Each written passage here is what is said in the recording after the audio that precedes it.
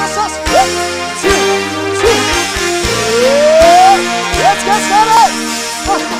Halafa. Epa! Atau bebuna teh. Hey! Ambun. Epa! Ambun. Hey! Epa! Hey! Amfipalina no Amfipina no calasa. Amfiumina no acalasa. Sigareta no iraisai. Sigareta no iraisai. Sidera mafle tupni. Sidera mafle tupni. Amtea kana na yakuniti. Amtea kana na yakuniti. Andawa sefa iraisi ketie. Andawa sefa iraisi ketie. Ambun. Ambun ambun. Epa! Ambun. Hey! Epa! Epa. Epa dalam birawan. Epa! Amfipalina no idera. Epa! Amfipalina no idera. Ewala he, iyalawa. Isikareta no tukunite. Yura na yute yanse. Yura na yute Yari yansera. resana. Yari resana. Yara ifale radi. Iyarite. Alefa. Yarandi. Ofidera. Yuchula. Yura. Abuna buna buna sana. Sayari. Nyangati. Ari. Atuka tika. Ando buna sana. Abun. Abun.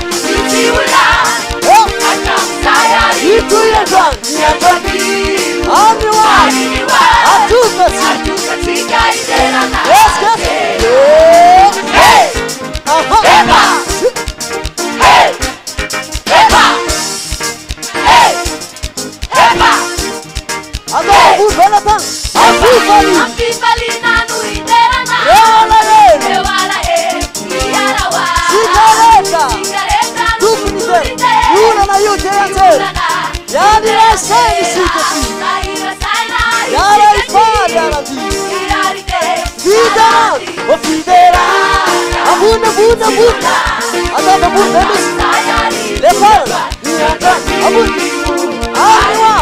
Atuka tika. Fidera. O fidera. Atamizan.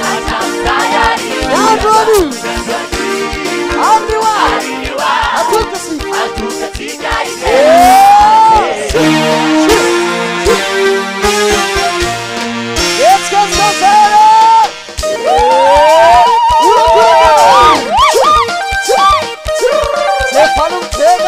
Stefano tega. You get him tega.